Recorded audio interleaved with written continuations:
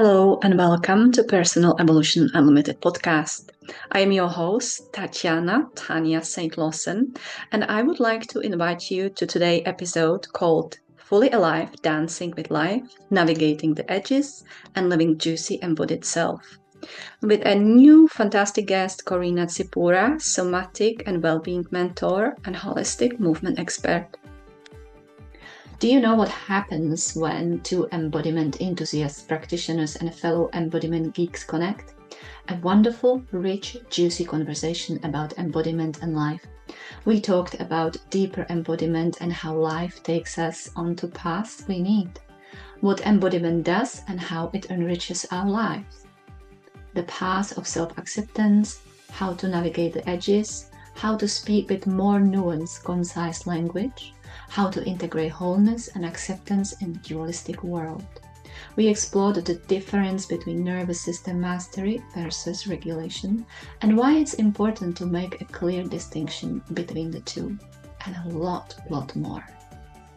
And now let me introduce our today's guest, Korina Tsipoura, Somatic and Wellbeing Mentor, Holistic Movement Expert. Korina's initiation into somatics began in her early 20s, when she defied all expectations and healed a physical injury deemed unfixable by experts. That turning point ignited a journey of transformation in which she embraced body-spirit healing and built a life grounded in embodiment wisdom. Today, as a somatic and energy mentor and holistic movement expert with 18 years experience, she places the body center stage in the healing process. She guides clients to reconnect deeply with their bodies, unlock innate wisdom, and reclaim vitality. Her mission is bold: to help people feel truly at home in their bodies, rediscover joy in movement, and build lives that are vibrant, aligned, and authentically theirs. And now, please dive in to our talk. My podcast is a little bit of wabi-sabi. It's very organic, very intuitive. So it's like I don't have very official beginnings. It's like, thanks for making time. And I have the feeling that we will be geeking out about embodiment because what I've seen of your work, when I look at your Facebook and on your social media, you are passionate geek of embodiment, just like me. I am, yes. I'm glad it comes out that way because I don't think strategically about my content. I just put out whatever feels passionate in the moment. I do the same. I do exactly the same. So that's brilliant, So our styles are going to be in nice harmony. Yes. Um, we actually connected through Eva Fuchsa. Hello, Eva. um, and we were talking about, or we kind of had a short conversation about language used around embodiment, and I would definitely like to go to that at some point in this conversation. But Yeah, what I absolutely. really like to hear is how you became this beautiful, passionate embodiment geek. How did it call you? How was your, journey to this? Oh, thank you very, very much about that. Um, it's one of those things that comes to you and you don't choose it in a sense, right? Mm. I have a funny little story that when I am from Greece, first of all. So the educational system is a little bit different there. And based on how not very well I had done in my exams, I entered the electrical engineering university to become an electrical engineer when I was 19. Wow. But I always Technology, technical stuff. totally the opposite of what I'm doing right now, but also not. It's everything happens like we know that for a reason, and it happens in perfection as we move through life. But I went to study electrical engineering when I was 19. I thought I might actually finish it. I didn't, although I stayed there for 4 years. But what happened is that I always wanted to become a dancer. Mhm. And I always thought that I'm not good enough to be a dancer. I don't have the body of a ballerina. The feedback that I was getting from a lot of my teachers was that I am not technically good enough to become a professional dancer. So I had to put it on the side. And when I decided to go to study electrical engineering, I thought, that's it. I'm just going to forget about dance. I'm never going to do that again, not even as a hobby. Chuck it in the bin. But I went there, and again, the little bug comes back in. So I thought, okay, maybe just as a hobby, I can go back to it. So I started dancing there in a school. And the teachers were lovely. They were actually, at some point, this is what unlocked everything for me. That was the thing that turned me back to working with the body. So there was one moment that one of the teachers, without ever me telling her that I wanted to be a professional dancer or anything, she looks at me, it's like, why can you not do that? You could so well just go and study. And it just shifted my whole trajectory. I stopped from the course after 4 years, actually, when I was there. So close to actually getting my degree. That takes courage. But I didn't in the end. So I went into dance, and how somatics and embodiment actually found me was in my first year of doing dance. In the dance degree, professionally, from going from 5 hours a week to 6, 7, 8 hours a day, I started having injuries. And within my first term in the 3-year-long degree, I can't walk. And this is when the whole search and my research of my own body began, to figure it out beyond what the experts were telling me, figure it out beyond medication, because I didn't want to be relying on something that I would always need. I didn't want to manage, I wanted to thrive. I wanted to be able to truly shift it, instead of having to manage the pain and having other things and contraptions and crutches that will have to prop me up to be a dancer. I want to be able to embody that. So that took me about a year of personal research and personal kind of looking on a very physical level back then, because I was like 23, 24. Very physical level, anatomically, where my feet are, how I stand, how I walk, where is my pelvic floor, what is happening, where is my spine, how do I stand, all of these things. And something shifted. And that was what I see now, that I didn't know back then. That was the initiation into this somatic embodiment journey. And whenever I look back, I see the trajectory, that this was the thing that really shifted me to truly believe in the wisdom of my body and connect again on a very physical level. The flesh, the muscles, the bones, the fluids, the things that we dismiss as not so spiritual, right? But how much wisdom every single tissue holds. And since then, like it's been 20 years now, right? More or less. It's a huge, a lot of things in and out, and injuries, and spiritual journeys, and personal stuff, and emotional challenges. So a lot of things and different illnesses that have come my way, that always show me back to how wise my body is, to how I hold all the answers, to how more I can trust. And this is always the challenge, right? A new illness comes, a new challenge comes. How can I trust more? Oh, absolutely. Oh, this is such a beautiful story. Thank you for sharing it, because it shows the whole trajectory and the whole structure of, from sudden a type of education when your wings are kind of clipped and the whole system is trying to get you into a specific box or specific form, not really looking at your uniqueness and your aliveness and the wholeness of you.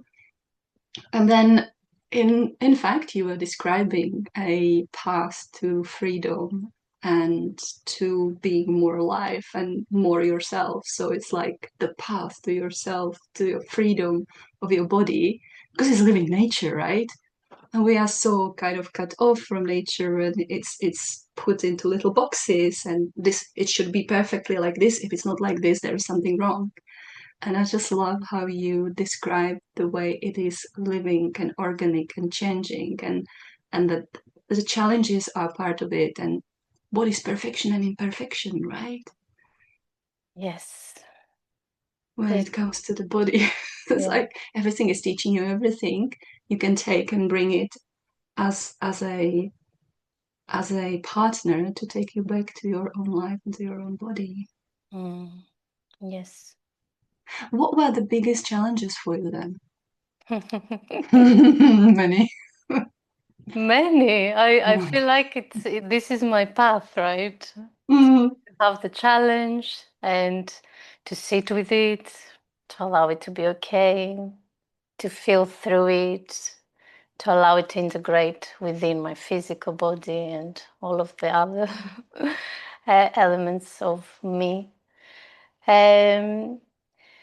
So apart from that initial kind of injury that was a postural misalignment of my body, that everybody thought that it's fixed, because of course your body's fixed, right? Nothing can change. Yeah, It nothing doesn't. changes. No. So that was the initial one, and it was a very physical. I worked through it on a very physical level. I had. Not diagnosed, but I went through postnatally a lot of anxiety, panic attacks. I had all of that postnatally after both of my kids. I had very difficult illness that nobody could tell me what it was, but it sounds a bit dramatic, but I nearly died, kind of. It was so. I think it was burnout when I look at it from this side of it. But it was a moment where I was in bed. The doctors didn't know what is going on with me, and I couldn't move. I couldn't do anything, and I had an epiphany moment in that that I'm not done with life. It was a moment of, okay, if I continue like this, I'm gonna die. I had two young kids as well back then, and it was like, no, you've got to figure it out. And something again just shifted, and it's so fascinating how the body works, right? It's a blend of the somatics and the energetics. So it felt like a rush of energy coming back into my body, giving me enough to get up and to figure things out a different way, linked to a lot of emotional and mental stuff for me that I had to stop pleasing people. I had to stop trying to do everything. I had to start asking for support. So there was a lot of that interlinked with this. And around that period as well, I was diagnosed with an autoimmune disease, psoriasis, which I had the same. I have autoimmune as well, yeah. I've had Yes. burnout, autoimmune. It seems to be similarities there. Yes. So many women, right? Yeah. So many women. Yes, autoimmune. I was diagnosed after my first, my first pregnancy actually, and I had it for 10 years. Again, same scenario, right? It's autoimmune. Your body attacks itself. There's nothing you can do. We don't know what caused it. We don't know if there is no cure. There is only management of the symptoms. Mm. And I hear it. I was devastated in the beginning. But then there's always, for me, I don't know, there's always a little voice that says it can't just be that. Mm-hmm. I don't know how. I didn't know how to figure it out. I didn't think that I could actually figure it out, to be honest, for many, many years. But then again, there is an opportunity to feel into the body how you can unlock that energy that has been suppressed in a sense. Mm. So I don't say I healed from it because it's not exactly, it's so much more nuanced. It's not I'm sick, I healed. It's a journey, it's a combination of things, but at large, the last 3 years, I think, maybe 4, I'm clear and I don't have to manage anything. And whenever things pop up again, the body knows, and we create. This is what happens. It's the challenges come, the illnesses, and all of these things, physical, emotional, whatever they are, and we learn through that challenge. So there is then a shared conversation and a language that I have a conversation, I have a relationship with my body. We talk to each other in a sense. So now we understand each other better. Mm-hmm. So when things may come up again a little bit, that's why I say I don't, it's not like I healed 100%, but things may rise up and I know what I need to do or what my body requires to allow Mm-hmm. it again to release that kind of energy so that it doesn't need to express itself through psoriasis again. Mm-hmm. It's interesting because as I hear you talk about this and share this, and I look at you, then I see that it's a dynamic dance with life. And in fact, the word aliveness comes through because it's like in our society, in the way we are conditioned, um, it's very black and white. It's very this or that, and nothing in between. And as you said, it's very nuanced. It's either disease, you are either ill or you are healthy. But in fact, we don't have proper diagnose, like proper definitions. You know, here we are getting to the language around it because we actually don't know. We don't have specific definition that is unchanging and is the true definition of what it means being healthy and what it means being ill, right? Yeah. So it's like with the internal perfectionist that we all kind of struggle one way or another, and that is within the system that we are growing in as well and living in, that there is just this chimera of perfection, but there is not a real definition of what it means being a perfect dancer, perfect mother, perfect professional, you know. And yet, we are asked to strive for that, and then we burn out. Yeah, and then the body just calls us back to ourselves to actually ask these questions and ask questions about how I see it, how I do things, what I'm really connecting to or disconnecting from, and how do I use the language around all that. Yes. Because really, what is being healthy and what is being sick or ill? And if we put it just in the words, it's concept, but how is it lived within the body, right? That's such a brilliant question to ask, right? Each one of us to consider that. What does it mean to me to be healthy? Mm. I think it's, as you said, it's such small boxes that we try to fit in or to understand. What does it mean to exactly have a dancer's body, and why my body is not able to dance? Who says so? Yeah, exactly. Who makes the rules, right? Who makes the rules, exactly. And the language I find, I love being literal with my language. Mm-hmm. And I'm not English, so I've done this in my native language. I've done it in Greek first. I loved the I loved the precision. I love to be concise with my language. I wanted, since a very young age, for whatever reason, I don't know, it was one of those things that I really wanted to find the most accurate thing to Yes. express something. Yeah, and that's the geeking out that will be coming out, because that's the same with me.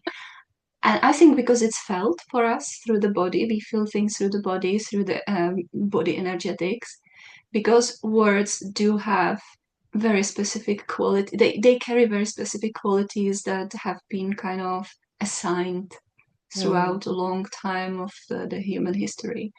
But also they have been distorted, and it depends on the culture, and it depends on the era, and so on, and then on each individual person, communities, and so on. It's even regional sometimes, but they do carry specific, what I would say is a charge nuances. And I find this so necessary, because when you use a word, it's not that this takes it first, it's the body that reacts to any word Yeah. first, if we realize it or not. So that's why maybe, our body is attuning to the specificity of the nuances. Yes, exactly. And it becomes really subtle as we move forwards in life as well.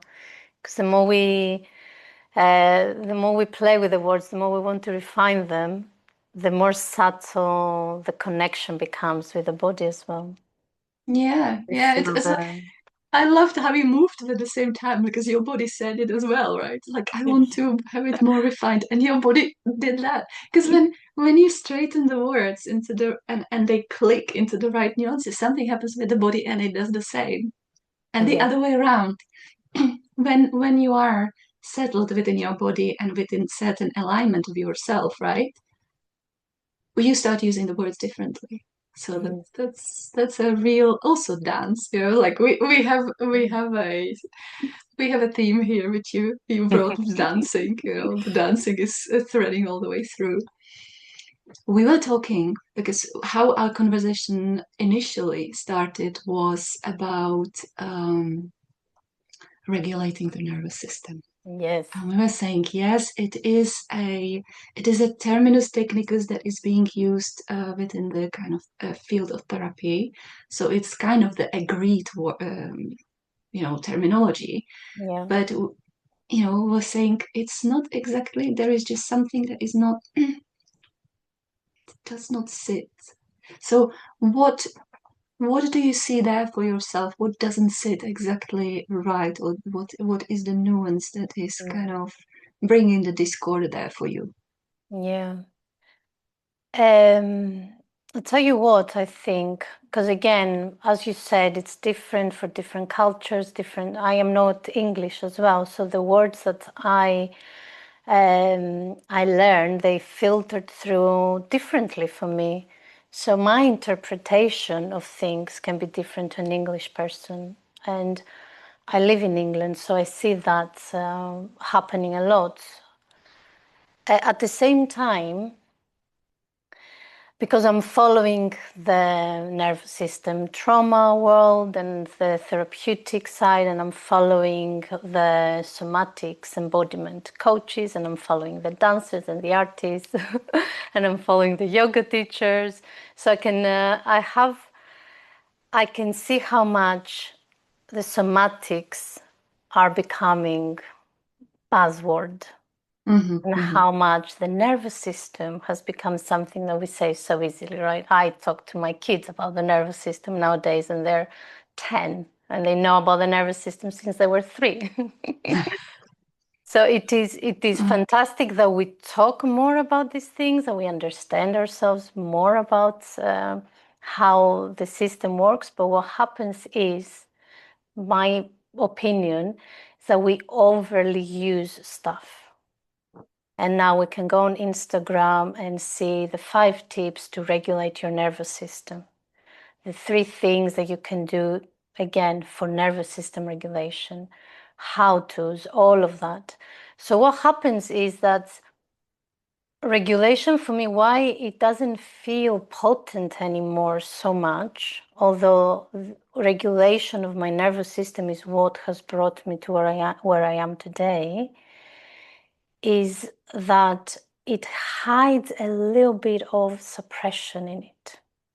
Mm-hmm. It is, I feel that if we don't go into the more nuanced language of it, if we leave it for the surface only, and we don't delve a little bit deeper to truly understand what it means, we think of calming down. We think of down regulating the nervous system. Regulating the nervous system is a whole circle. And we look at half of it because we're up at the surface. But we haven't looked at what it means to master the upregulation of my nervous system. How can I have a full circle of the whole wave of the up and the down, and how can I master it?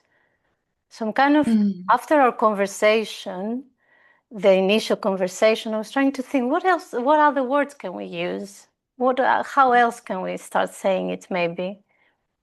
And the only thing I can come up with that kind of feels somehow okay is nervous system mastery.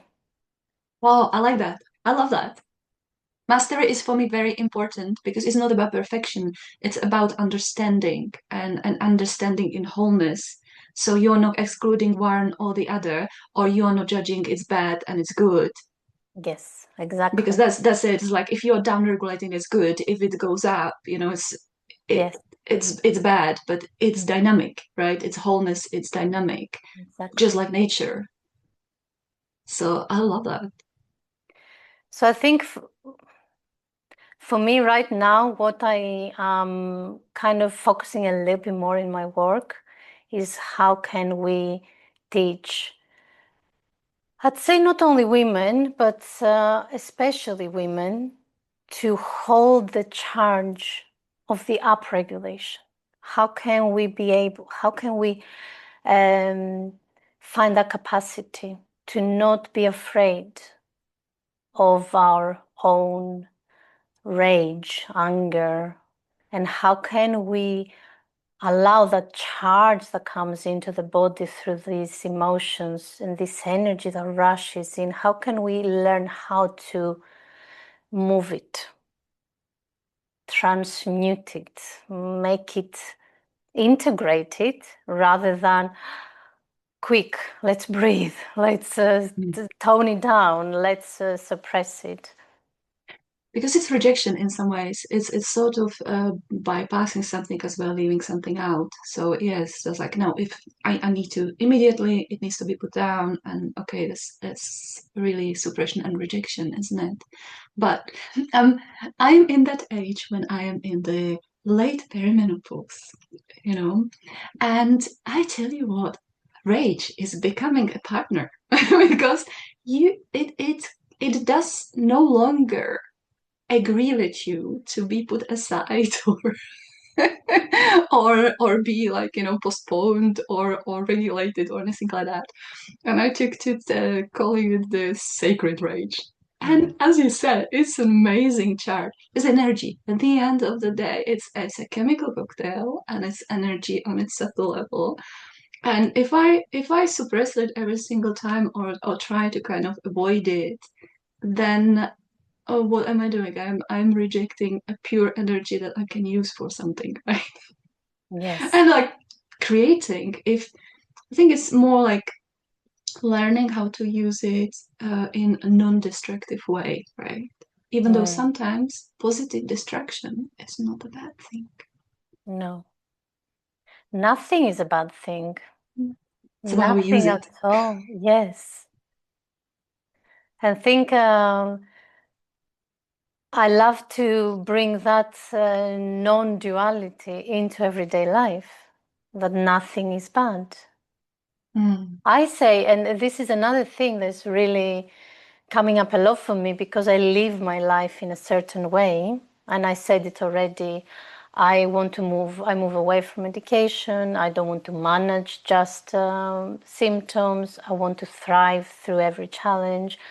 I have a tendency to go towards a natural way of being, and I choose a natural way of health and all of that. But at the same time, there's nothing bad in taking the medication. In the beginning, when I was firstly diagnosed with psoriasis, my nervous system was in such a state. I was so agitated. You couldn't touch me. I would flip. I took the medication. I downregulated my nervous system just enough to be able to breathe, just enough so I can take a deeper breath. And then I have the capacity, okay, now to figure it out a little bit better. I can open up a little bit my peripheral vision and see different solutions there. So nothing is really bad at all, but because society is structured in such a way, we don't learn to move that, as you said, I love that. I will be using this, the dynamic dance through everything, through health and sickness. Dynamic dance between the up and the down regulation of the nervous system. It's everything is moving, but we have, And there's aliveness again, and it's this, that you yes, spoke about. yes, the aliveness. The aliveness, the fullness of life. I mean, like, yes, that's the thing about we should be rejecting this and we should be accepting this because this is good and this is bad and because it's comfortable and because this is uncomfortable. Then again, that's another concept about the comfort and discomfort, right? Because Yes. we are in some ways missiles seeking comfort all the time, and we don't even realize it half of the time, most of the time, and that's not exactly supporting us either because It's it's not energy building efficient. resiliency. Yeah. Yes, exactly, exactly. And it's energy efficient for the body, right? To seek comfort is Yes. the thing that Yes. I've done 500 times before. I know exactly. But that's what you said just a moment ago, which is very important, and that is that there are tools, there are resources, and there are concepts, and they are great if we know how to use them and where to use them, because the most important thing is the context. Because if we use hammer to, hammer in something into the wall, that's fine. But if you want to do something with your fine Swiss watch and you use the hammer there, not so good, is it? And it's Mm, just there is this tendency to kind of run with the same concepts. Because again, it's just very much yes and no, minus plus, black and white. It is good on some level, but on other levels and other situations, it is not. yeah, I So it love is that. it is it is how we use it. Yeah, I love that analogy with the tools, and I see that a lot in my work. An expert is going to come and tell you do this breathing exercise every day for 30 days to create a new habit or whatever, all of these things. And we get so narrowed down into the tool, and then we try to use it on a daily basis. And what I see that happens when we do that is that we stop being consistent. We start thinking that we're not disciplined enough, that, oh, I don't have motivation. Yeah. It's such a lovely loop to fall again. Yeah, the perfection, the perfection sabotage kind of And challenger as you said, again. using the wrong tool not on the days that it's not the one that you should be using. But it's so easy to say, oh, I've got this one tip for you. It's easier to market, it's easier to sell, right? The more clear you are in what you're selling. Whereas when we start talking about embodiment and nuance, and that, yes, breathwork is fantastic, but you shouldn't be doing box breath every day. If you do it on the wrong day, it could cause you anxiety. But nobody really talks about that. Yeah, we are talking about it now. We're talking about it now. And we will keep talking about it because it is Yes, important. Yeah, exactly. application and context. Context is in fact everything. Because I mean, like even the old Taoists, like many thousand years ago, they said what works in the spring doesn't work in the autumn. What works in the summer doesn't work in the winter, which makes total sense, right? When we go back to nature, our bodies are nature. They teach us, they show us. When we look out at the nature, it shows us. It's like, yeah, consistency and discipline is a great thing, but properly applied in the right context. Yes, yes. And I've reframed that for myself. Consistency. I don't say consistency means to do the same practice every day, but it Mm-hmm. means to consistently follow my own compass and follow my own wisdom. That's beautiful. I will quote you with that because that is exactly what I arrived to.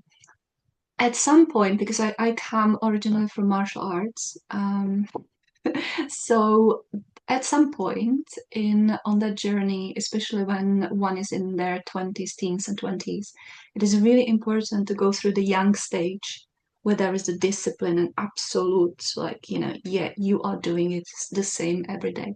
However, because most of the teachers are male, they teach the male style. And it took me quite a while through injuries and troubles and sickness to actually realize, yeah, actually, a cyclical woman can do the same, but in has to be shifted. It has to be in a different way. And then at certain point in my mid 30s, towards the 40s, I realized it's shifting again towards the yin, towards the more female, towards the inner, towards more of the energetics. It's still physical, I can go to the basics, but I already absorbed and integrated those basics this young. I build up my foundations Mm. by that consistency, and then it shifted to a different consistency. But the journey between the first one and the second one, just working that out. Oh my god, that was so, it's like it took a little bit of challenge to arrive to what you are saying. That Yes. this is it's different. Now is a different season of my life. Mhm. It's a different context and it has to adapt and grow to different consistency. So Yeah, yeah, we are shifting the definition. we have to. Yeah, And yeah. it's down to us. I think you said that. I didn't want to go there to the male male input, but it's so true. And I have trained as a yoga teacher as well, so I see that in the yoga world, Mm, especially in the more kind of hardcore disciplines that they go and do every day, 2 hour day practice, the same thing. And this is the group of yogis that have most injuries.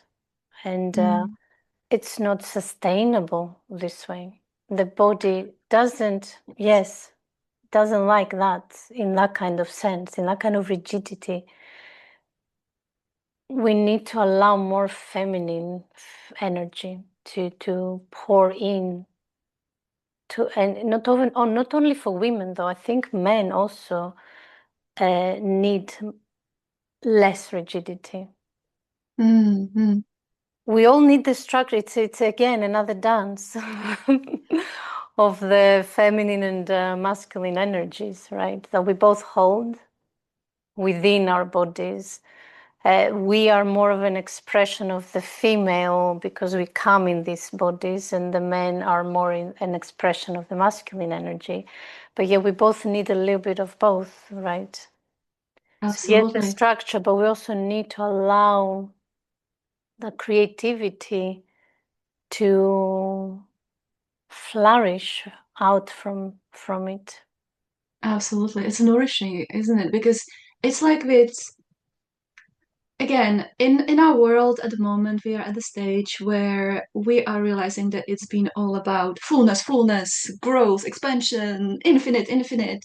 But I was just usually saying to people that I work with, okay, so breathe in and keep the breath, keep the fullness. It becomes uncomfortable and then it becomes actually life-threatening, doesn't it? Because that's the yang and it needs its yin. It needs the breathing out. Like we need the activity during the day, but then we need the sleep during the night, which is the yin, and it nourishes. And we can do more yang stuff if we have enough nourishment from the yin. It just makes so much sense because, again, if we don't cut it off and don't say it has to be like this or it has to be like that, this is better, this is worse. No, it's just it supports each other and it's the dance. We like saying the dance, the dynamics, the dance, the Yeah, aliveness, the the support, the aliveness. wholeness. Yes, yes. And I think that's what we are being invited more and more because how else do we learn it than through our bodies and through the challenges of pain, injury, feeling unwell? Because the body is telling us, it's messengers, right? Because again, in the world we live in, symptoms are seen as enemies and bad, and they are trying to be cut off from its root, but it's killing the messenger.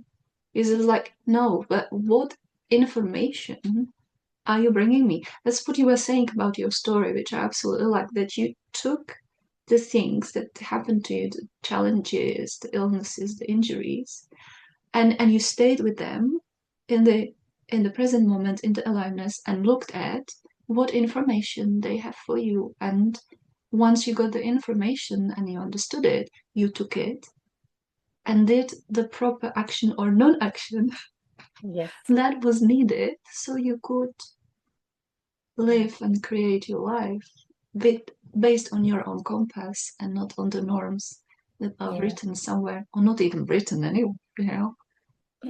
Yeah, it's just passed down generation to generation, right? Mm-hmm.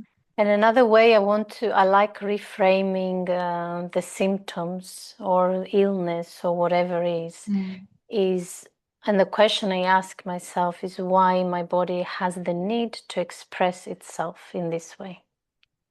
That's beautiful. I love that. Yeah. So I was expressing with psoriasis.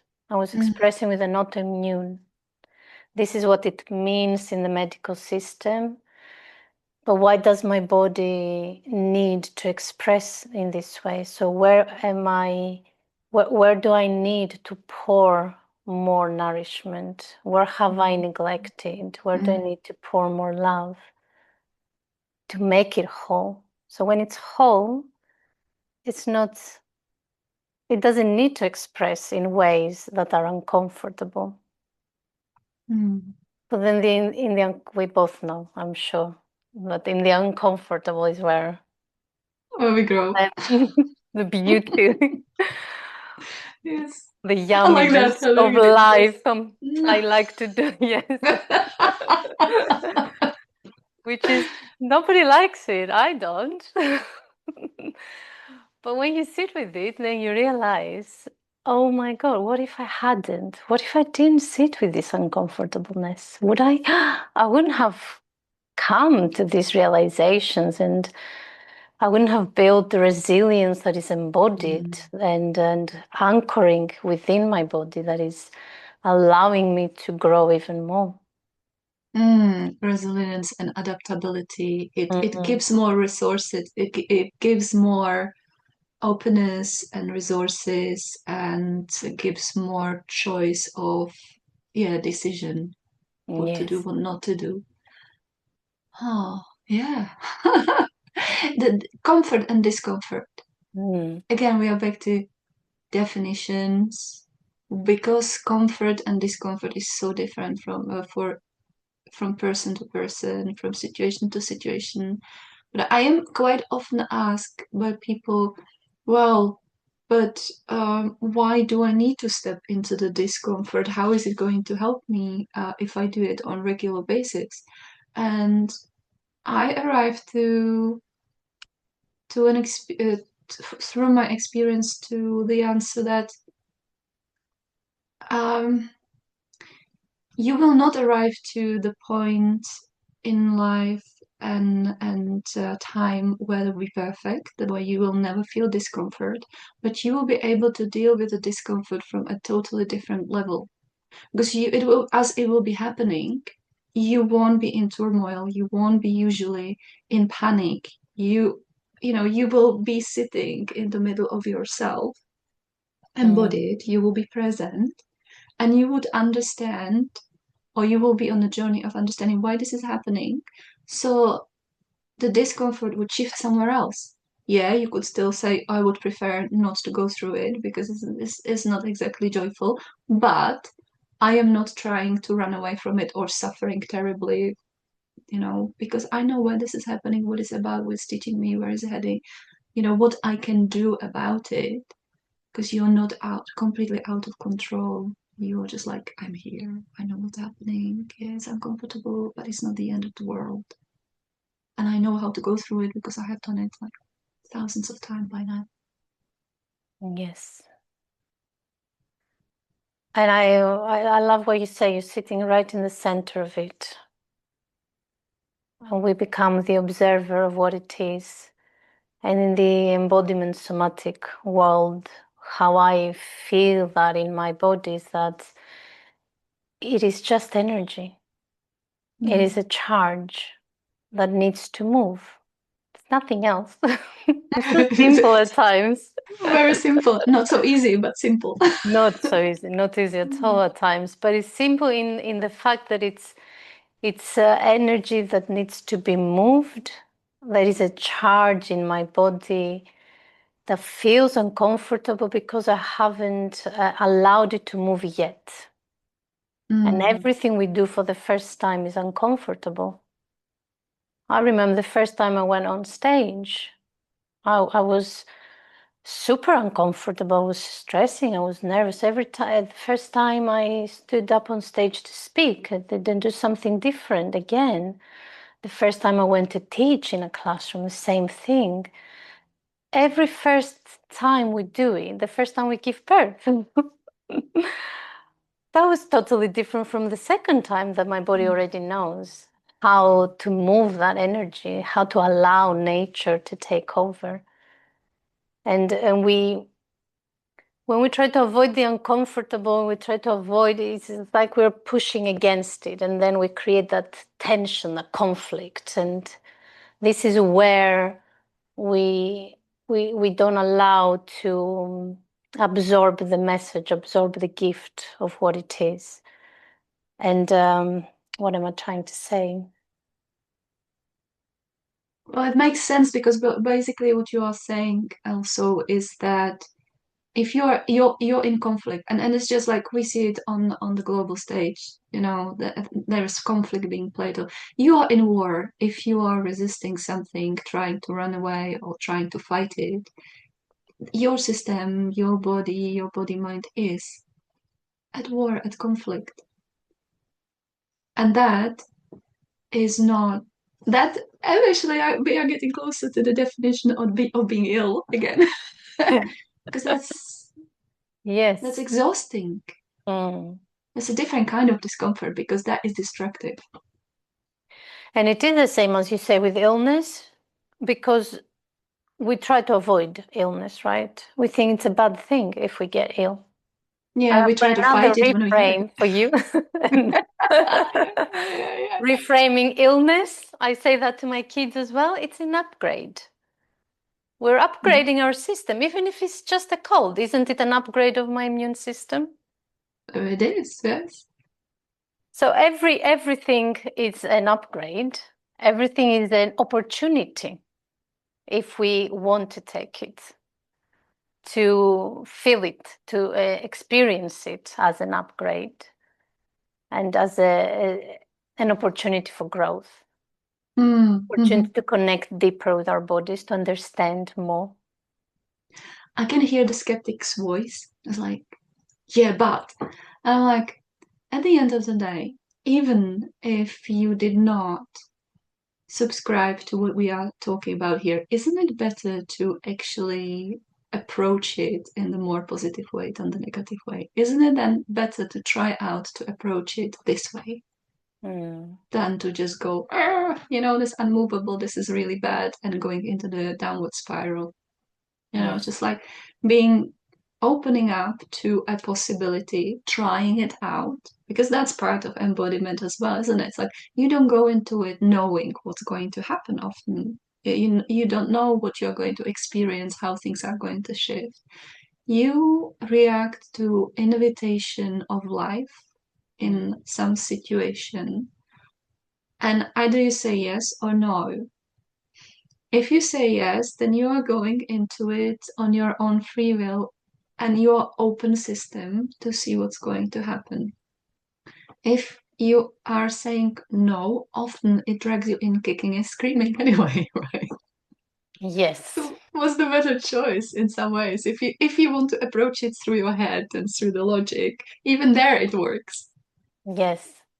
I think there's no problems really. Well, I love how we do with the language now, the language, yes. I think the human nature is so dualistic in its way of being, right? So when we talk about all of these things, and yes, there is your invitation, even if you don't like that, if you don't really subscribe to it, there is an invitation to see it more positively. But there is also the brain and the human experience that wants that certainty. And what happens is, if I go back to the illness, because it makes it a little bit easier just to talk about that from the perspective of illness and not just the uncomfortable, it's a bit more vague. The person needs the certainty of an expert to tell them exactly what they need to do, because at the same time it's a little bit of less responsibility. Oh, yeah. And then it means that I can blame someone else for whatever happens to me.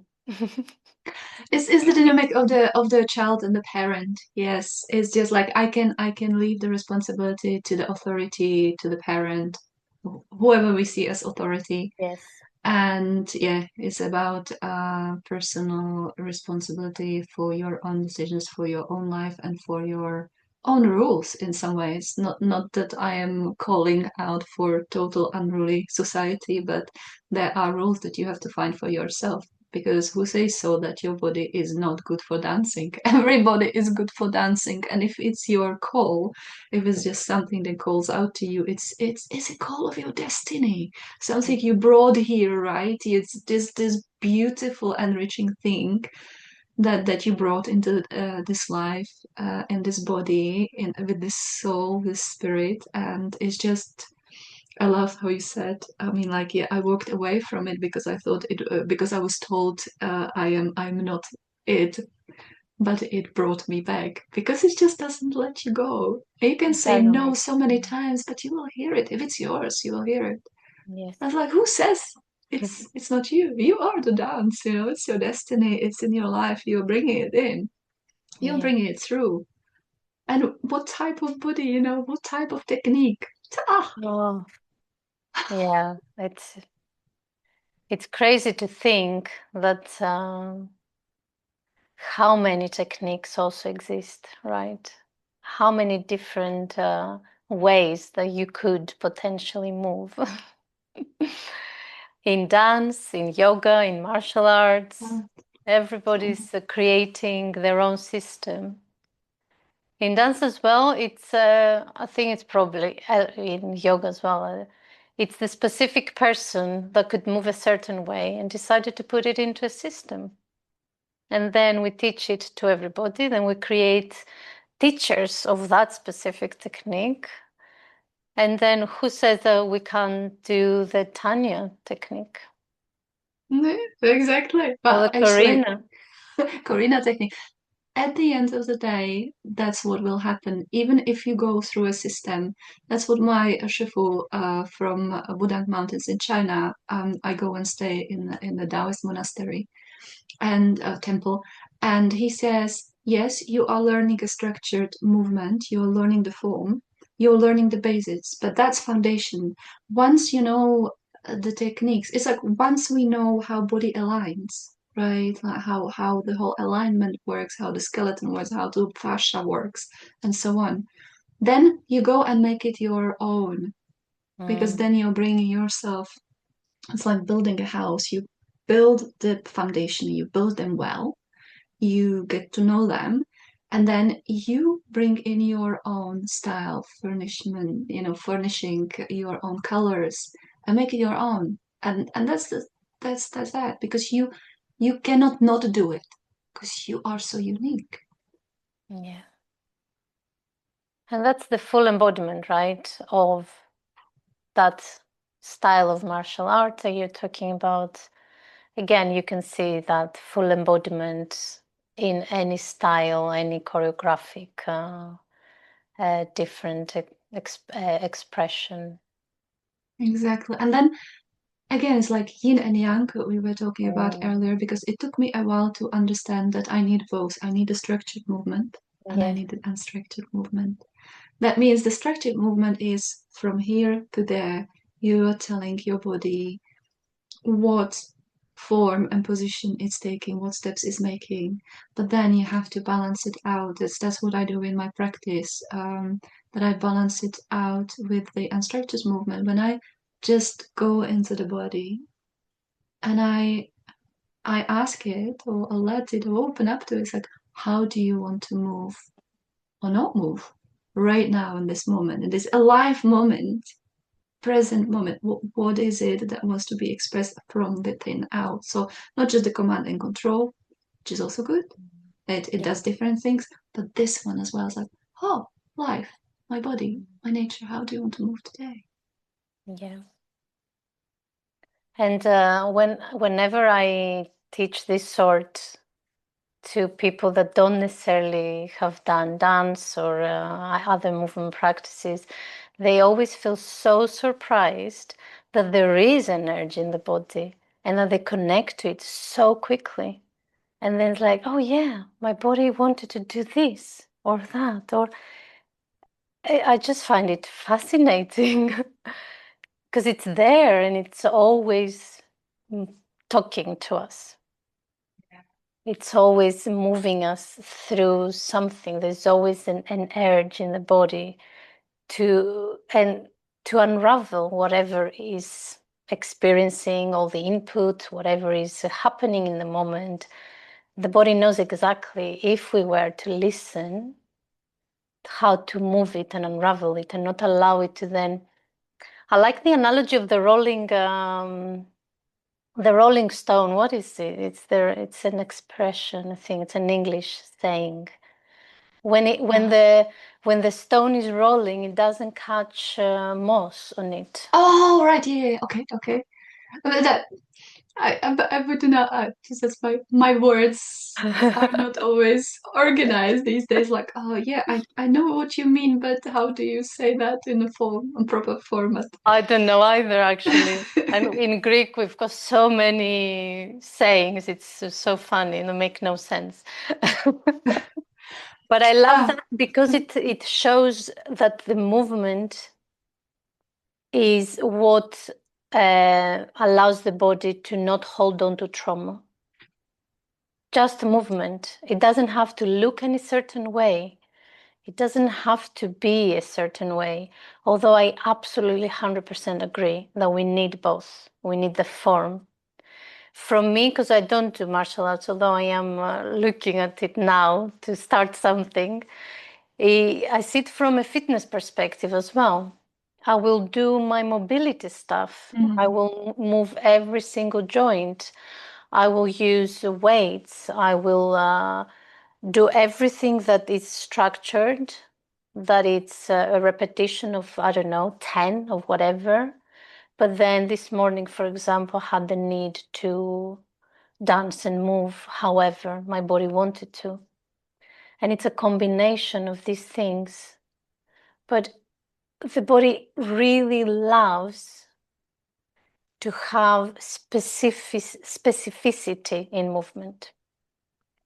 It really, from how I see it, when I teach movement, as in structured movement class, it's the input that we put. Let's say that we're moving a joint and we look at the joint, how does it move? It goes forwards and backwards, sideways, and it turns, maybe twists or whatever it can do. We create a better communication with the brain, and then we create a better map. Mm-hmm. Better the map my body has for my wrist, for example, my hips, the better I can then have a combination of movements, a more complex movement in my body, the better I can move my body in a more unstructured way. And Yes, then absolutely. the result of this is that the better I can move through life. Oh yeah, yeah, because Better. that's it. How you move your body and how you feel in your body, that totally mirrors in how you go through life, how you make your decisions, how you feel about yourself, how you feel about others, how you relate to life situations and people in Yeah. general. Yes, absolutely.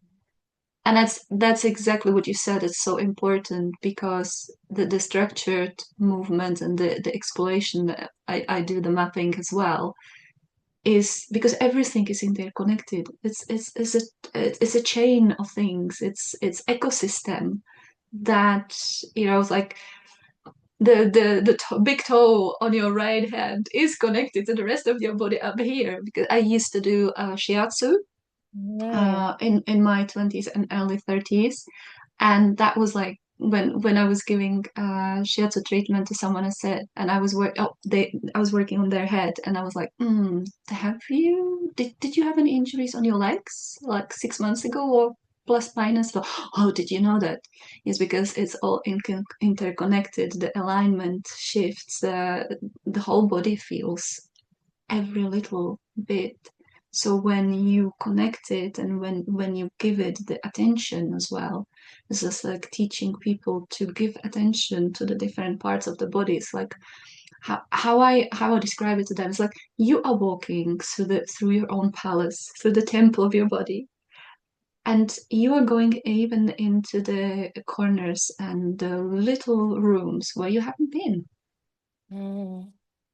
And you're opening the door and you're switching on the lights by being present there, and Fasting a bit. yeah, yeah, exactly, and you're just present there and see what information it's showing you and what it needs. Do you need to desk? Do you need to open the windows? Do you need to move something? Yes, What is it? yes. I love that analogy. I love that. And the body thrives in isolation as well, isolating every single body part, give it attention on its own. It's like having 5 kids, right? You have to go and do a date with each one of them separately. Everyone needs a separate attention. So give separate attention to the wrist, to the hip, to the neck, to the spine, and then all together creating the complexity and the wholeness of the whole, and then moving it all together as well in different ways, and moving our bodies in any way that we can. In I used to be a when I used to teach yoga, I used to be an alignment policeman.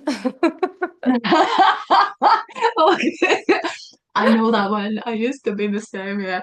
Yes. Especially with myself, yeah. Oh my God. Oh God, Everything yes. has to stack up and no more than 90 degrees. I'm like, ah. Perfect. It has to be perfect. Then I realized, like, what am I doing? I had some really good teachers actually that helped me look beyond that. And why don't I want my knee to go over 90 degrees? What will it happen? Am I so fragile that my knee doesn't have the capacity to move more than 90 degrees? Am I going to be my whole life just stacked up together? I'm going to stick my spine so it doesn't move? And again, it comes to another reframe of mine that posture is not static, it's a dynamic. And it has to be. Nobody can tell you, sit at your desk, 90 degrees of the hips, 90 degrees of the elbows, keep your... and keep it for 8 hours. Keep that for 8 hours. And if you stay straight up, you'll be fine. You're not going to have any pain afterwards. None. You wouldn't be able to move afterwards. Yeah, but you have to kind of, I think that people that are meant to be teachers, that are called to being guides and teachers in any particular field, have to go through this, let's say, extremes, even more so, like go through the illness, go through the injuries, go through these extremes, because then you know how it feels, you know how you have gone through it, you know where the pitfalls are, what it teaches you, and so on and so forth. So you are much more able to see the extremities, to notice them, to know what they are, do, how they feel, and what to do with them, and how to, then you can say, okay, avoid this pitfall. I have been there. You don't have to go there. If you want to, fine. Yeah. I will like hold your space for it, but you don't have to, because you can go over there and it's much better. Yes, exactly. And it is, again, back to the duality of life, right? Mm-hmm. We don't know what cold means if we haven't experienced heat, and we don't know what, I don't know, black is if we haven't seen white, and all of that. So it's so important to have gone through the super strict alignment so that you can then realize where the balance is. And we come back to the center instead of occupying the edges. Absolutely. And vice versa. And vice versa. Also know how to occupy the edges, but with the knowledge and the presence of the middle of the center. So, because that's another mastery. We can hold both. It doesn't have to be this or that. It can be both or something else or all of it. Yes, yeah. Again, it's the richness of life, the I love aliveness. that. Yeah. So let's see. Let's go back and just look at it again, just with like real laser lens. What does embodiment mean to you, and what does it bring into life? That's a really good question. For me, the what I feel as the depth of embodiment is to feel relaxed in my own body. Mm-hmm. And to be able to allow myself and all my layers of self to be okay. As you said, I love that. To be okay with the extremes. Because again, if we go back to why we want to not use the word regulation so much anymore, it is a little bit the same. What does balance mean, right? And why do I have to be balanced only? I can be aligned, and there is a certain easefulness that comes with it, but without avoiding the extremes, with allowing myself to be okay wherever I am on the scales. And to be very honest, that's how I feel it deeply in my body. Is that kind of, I'm happy here. I am loving my body. I'm loving myself, no matter the challenges, no matter what I may be going through. I am relaxed in this, and the three-dimensional flesh and bones and all of it. That's beautiful. the ease. Oh, it's when you when you talk to people that work with embodiment and within embodiment, when they speak with their whole body. You can perceive it. It's not just from the head, it's not just the words as concepts, but you can see that it's coming from a different depth, from real, like within the depth of the body. And there is movement with it. Even if the person is not moving Yes. physically, there is still movement. There is the dynamic, again, dance, there is the aliveness, there is kind of juiciness. But I love that you also brought in the quality of ease and relaxation, because there is so much tension. And again, we would say there is a good tension that supports you and is constructive, but there is just, I call it over tension. And that is discomfort, which is not good to kind of stay in for a long time.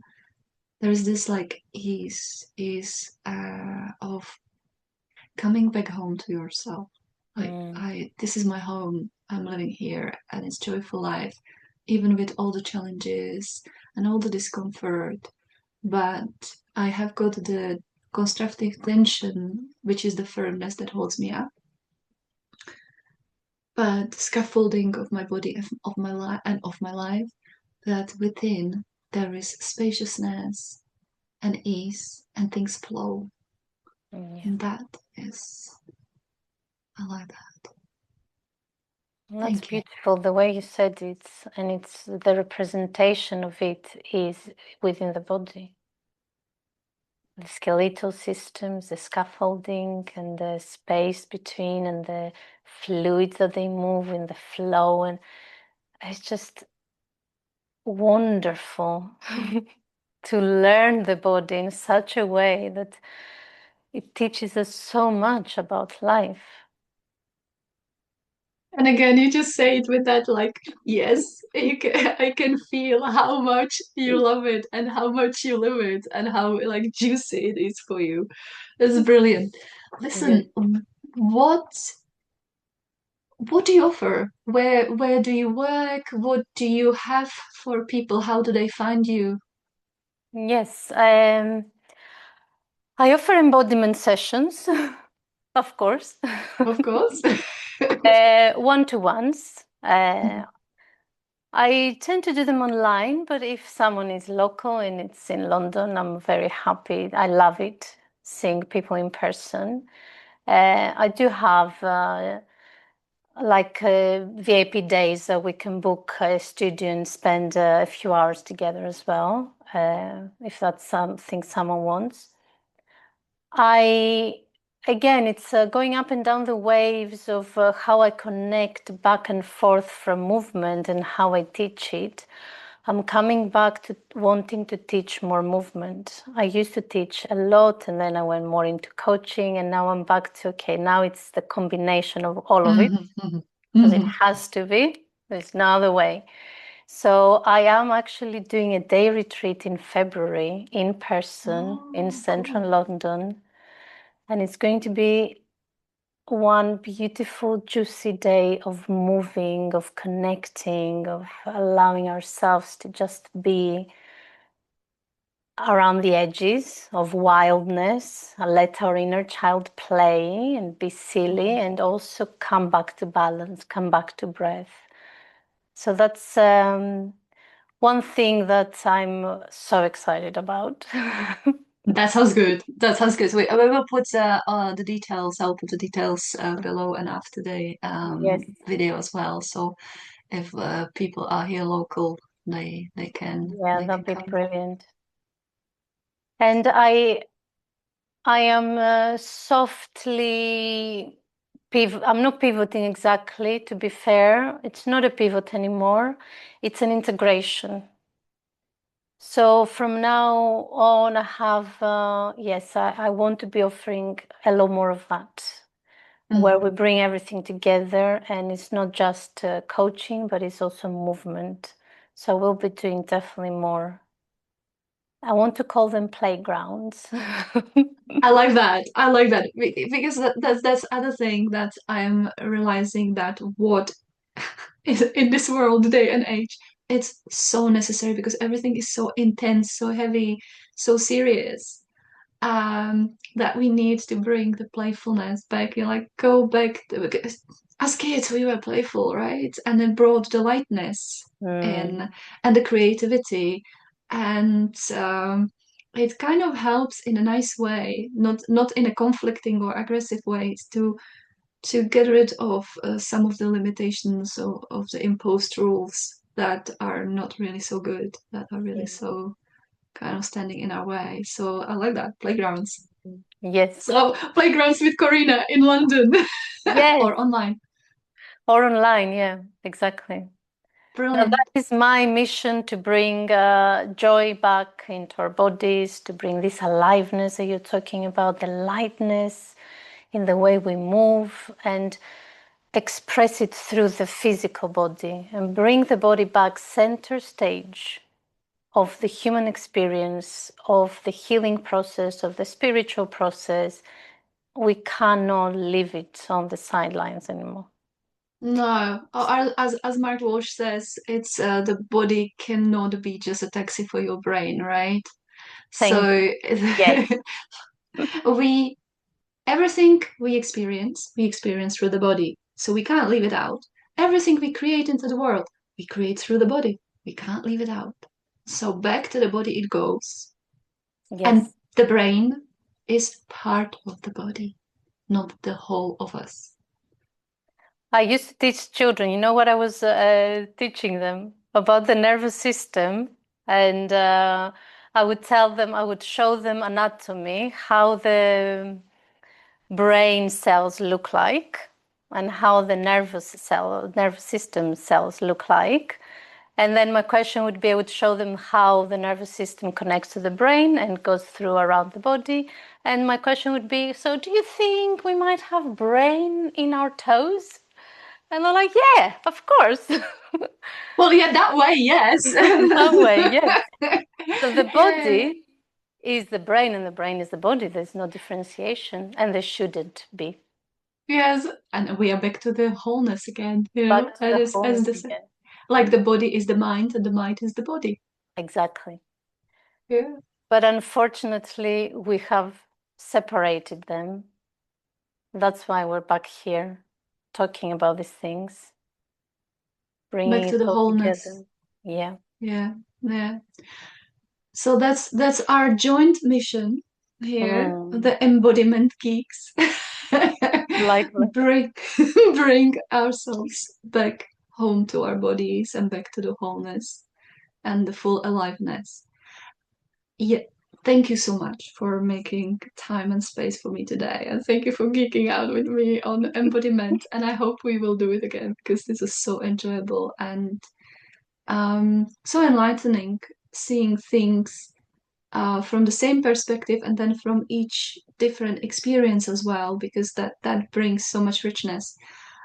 Is there anything that in this present alive moment still wants to be said here and now, or have we covered everything for today? I think we've covered a lot of things, and I feel it is complete. Yes. Okay, brilliant. So thank you so much. Thank you for making the space and time, and I will be looking forward to next time if you feel like talking again about embodiment. Yeah, absolutely. It's been such lovely, lovely time together. Thank you. Personal Evolution Unlimited podcast is produced by Personal Evolution Unlimited. We produce podcasts in English, Czech, and Slovakian languages. They are about life, stories, adventures, exploration, destinations, and destinies. Here you will find conversations with people from a variety of lands, cultures, and paths of life.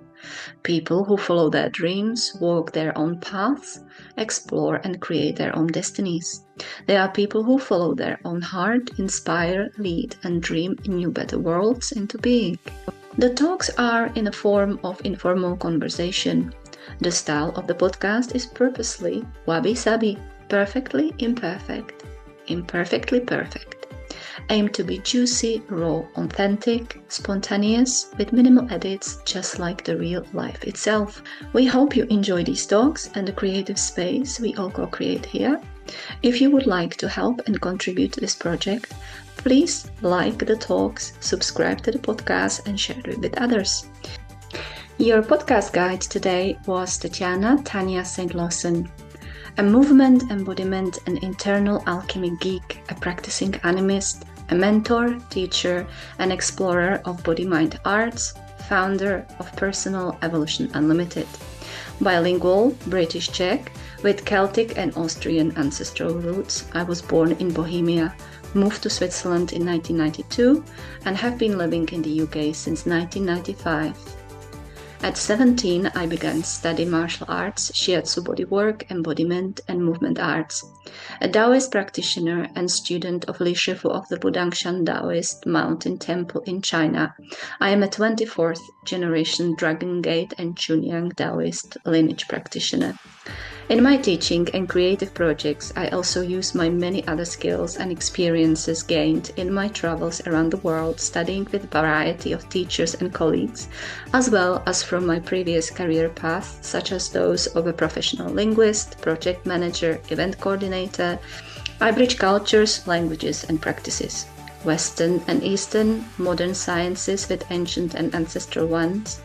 I teach what I practice, live and embody what I teach.